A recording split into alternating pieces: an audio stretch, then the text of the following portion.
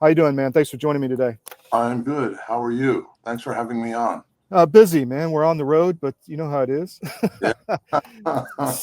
So tell me about yourself. I was intrigued when I saw you. I forget the podcast you were on, but I'm like, I got to get this guy on, and I want to talk Venezuela. But tell the audience about your background and how you got Yeah. here. I grew up in New York City. My Mhm. dad was, Italian American immigrant. We He ended up joining. He was a history teacher, and then he ended up took the exam and passed, Mhm. and joined the Foreign Service of the State Department. And I grew up in all over Mexico, Vietnam, Bolivia, Colombia, Guatemala, Nicaragua. And with that background, it was sort of had to become a writer, right? Yeah. And As and a I fellow writer, I get it. So yeah, yeah, go yeah. ahead. And then I've written now, gosh, over 30 books, Wow, and my latest is Stolen Elections. wow. So what generated this book? All right. Well, about a year and a half ago, I was a friend of mine, former DEA agent, came to Los Angeles, where I'm living now, and he basically said, "Hey, you need to meet this friend of mine who's like the most interesting man I know. He was the best source for the DEA." I said, "Sure." So we had lunch with him. I started talking to him, very interesting man named Martin Rodil. And I said, "What are you working on these days?" And he said, "Election fraud." Wow. Well, immediately my ears perked up, and I said, "Okay." Uh, and he told me, "Yeah, I'm Venezuelan, and I've been working with a couple of different people, one particular partner, and we've discovered this whole system of election fraud." And I was like, "Wow." And he said, "What are you doing tomorrow afternoon?" He said, I can show you. We have a 4-hour PowerPoint that goes through the whole investigation and all the evidence. Wow. And I said, I'm in. I sat down for the presentation, and I was absolutely blown away. Probably like a lot of Americans, it's sort of, I had suspicions of the integrity of our electoral system, Hmm. sort of laid it all out. And it was shocking. And I said, "Well, how can I help you?" And he said, "We want you to write a book." And that's how the whole thing started. And it turned out that his partner was a former CIA operations officer named Gary Burnson, who I had written a best selling book with already called Hmm. Jawbreaker, Hmm. which was about him going into Afghanistan after 9/11 with a team of CIA, with several teams of CIA and special forces, and overthrowing the Taliban within weeks, and having bin Laden trapped in Tora Bora. So I knew Gary was, if he was involved, it was a very serious thing and very legitimate. So we have been involved in another reason I wanted you on because we've been very involved in Georgia with we have a paper in Georgia and then one in Florida, and also we've been involved in Michigan with the election fraud. Mhm. There's a lot of others, but those are some of the big states, and you still see, call them the normies out there who won't believe anything's wrong with our elections, but there's a slow disclosure happening, Yes. and you're part of that, it seems. How do we get the public to wake up to realize, because there's plenty of evidence, but then they say, well, the courts never said there was any problem. Well, the courts never even looked at the evidence, as you know. So how do Yeah. we continue this disclosure is my question. Well, the problem is it's difficult because what people need to understand, first of all, is that this is an international criminal conspiracy. Hmm.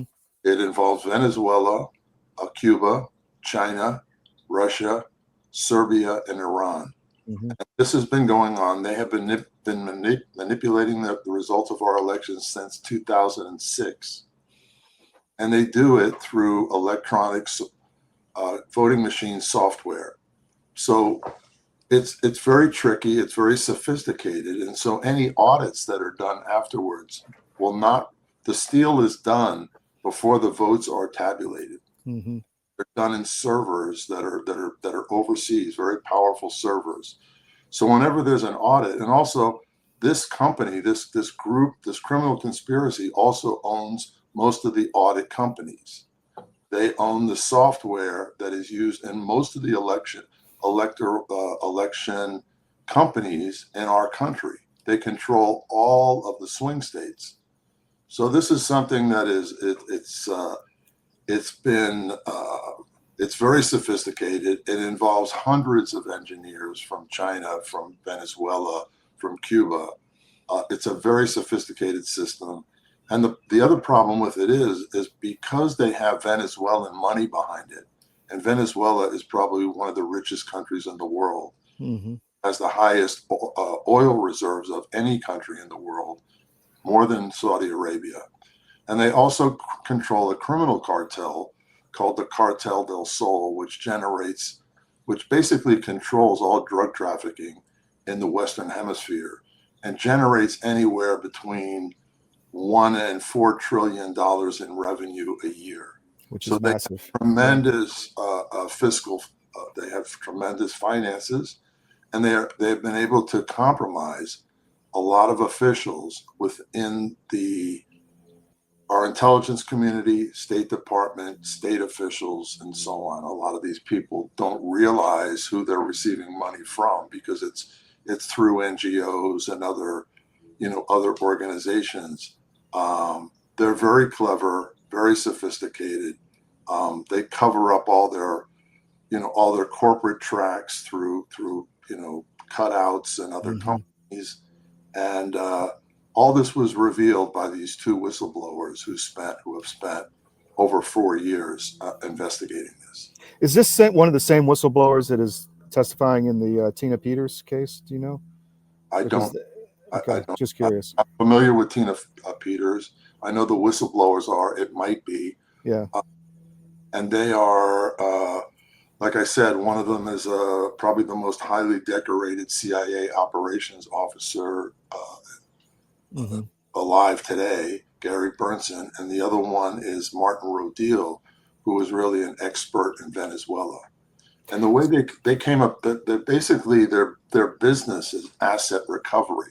Yeah. So they were in the business of looking for the proceeds of money laundering, narcotics money laundering. And what they do is they recruit, all good investigators, as you know, what they do is they recruit sources within the criminal conspiracy. So they were recruiting sources, and a lot of them said, and sources try to give up, information for money, basically. So a lot of them said, hey, we know about this drug deal, we know about this drug deal, we know about this bank that's involved in money laundering. We also know about the election fraud system. And so Gary and Martine were kind of like, they kept hearing this. They're like, what are you talking about? Yeah. And they started telling them about it. Of course, they were shocked. And they made a decision to investigate this themselves on their own dime. And they spent like 4 years doing it.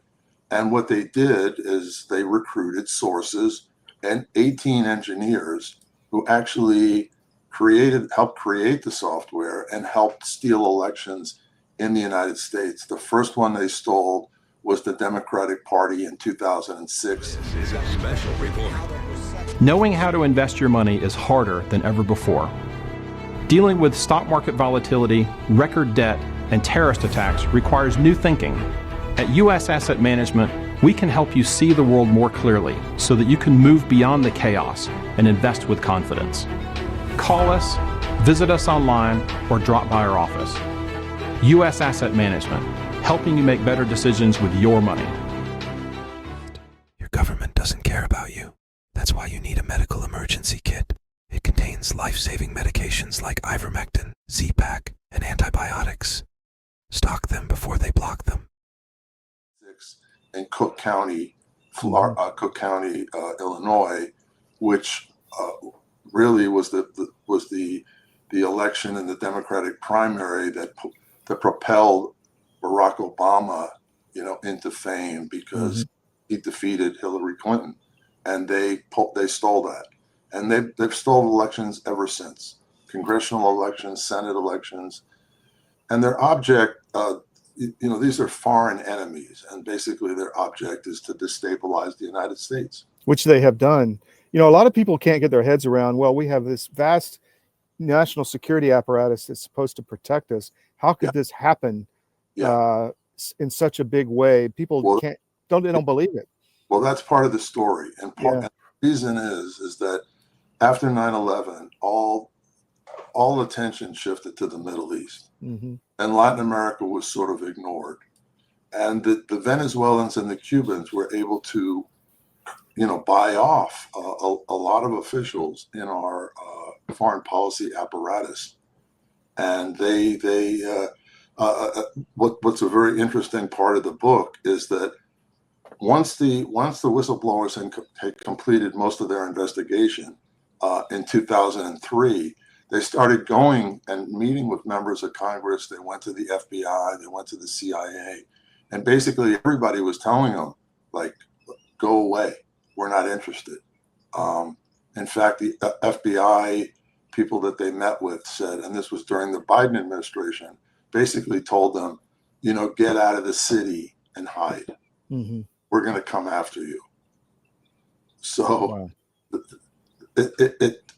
it has taken a lot to just get people's attention. But now the Justice Department is actively investigating all of this. They have many, many agents on the case, and they are, indictments will be handed down soon, and people will be hearing more and more about this. I And hope also, so. Yeah. And the warships off the coast of Venezuela are part of this as well. I was going to bring that up. This is not about drug trafficking. This is about a unrestricted warfare against the United States emanating from that country with the human trafficking, fentanyl, drugs, Yes. the elections, the gangs, all of it, right? Yeah, Tren de la Ragua, the same whistleblowers are the guys who brought Tren de la Ragua to the attention of the Trump administration and gave them the first, I think, over 20,000 names of Tren de la Ragua members. This is not a casual, neighborhood gang. This is really a terrorist arm of the Venezuelan regime. Mm-hmm. These guys are selected, and they go through a training course like our intelligence officers do, and then they're deployed into the United States to cause havoc. Mm-hmm. Do drug trafficking, human trafficking, take over neighborhoods. They are not just kids who went wrong. So what's been the reaction to the book from an official level? Have you gotten good response from, the national security, the FBI, et cetera? Yeah, well, there is still, because of the corruption within the intelligence department, Mm-hmm. they're still rooting out people who can't be trusted. So the most active group right now is the Justice Department and FBI. And they are totally engaged in this, and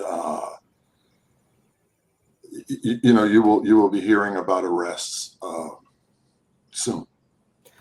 That would be welcome. I was very happy to see President Trump talk about the vote by mail issue, but the machines, that's the whole nother vector that has to be taken down, because it's obvious to me, like in Georgia, that Brian Kemp and Brad Raffensperger didn't win those elections. Right. And Florida's really bad with the machines as well. Well, they have the machines are made in China, mm-hmm. using Chinese parts. They are shipped to Taiwan, and they are, stamped with "Made in Taiwan," but they're really made in China, and they're loaded with software that is developed and owned by the Venezuelan regime. And so, hey, what could go wrong with a system like that? Yeah, no kidding.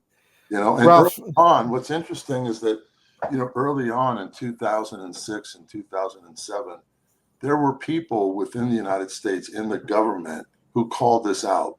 First one was Carolyn Mahoney, who was a congresswoman from New York. uh-huh. And she reported to to the Treasury Department that, hey, this system is weird. It seems to be, have a lot of back doors into it.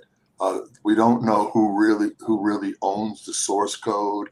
And the Treasury Department did an investigation and corroborated a lot of this information. Also, the state of California in 2007, one of these election companies was trying to get the contract to run elections in California. And at the time, there was a law where the Secretary of State had to do like an audit and check out these companies. And they hired experts from MIT and Berkeley and so on. And they came back with a report saying, well, this software is junk. I mean, it's got all kinds of backdoors into it. It's corrupted. Who made it? Who owns it? And they wouldn't, the company wouldn't reveal that, and they were rejected. Well, then a year later, Arnold Schwarzenegger his term ended. Jerry Brown became governor of California, and they got rid of the law. Yeah. So this same company was able to get the contract in California, still has the contract in California. So there will never be a free, open election in the state of California or in other states, as long as these companies are, have the contracts to run elections in these districts, in these states. And so there has to be federal action, right? I mean, it has to. And you have to, and the answer is, paper ballots with IDs. And that's what Elon Musk is talking about. That's what the president has talked about. And that's coming because any expert in election software will tell you there's always the possibility for a backdoor because these systems are very complicated, and they are, the information is sent on servers to other places and can be tabulated there. And what the election officials receive is a tabulation that's already been manipulated. Sometimes tabulated in other countries, possibly. Most of the time, in this case, tabulated in other countries. China has used huge Huawei servers in Serbia. Yeah, that's where the companies do most of their tabulation and manipulation. It's amazing, Ralph. There's more to come on this, man. I want to have you back down the road, but we're out of time today. But thank you for coming on last minute, and really appreciate the. Todd, thank you for what you're doing, and it's a pleasure. Anytime you want me on, I'm available. Excellent. Take care. Okay, all the best.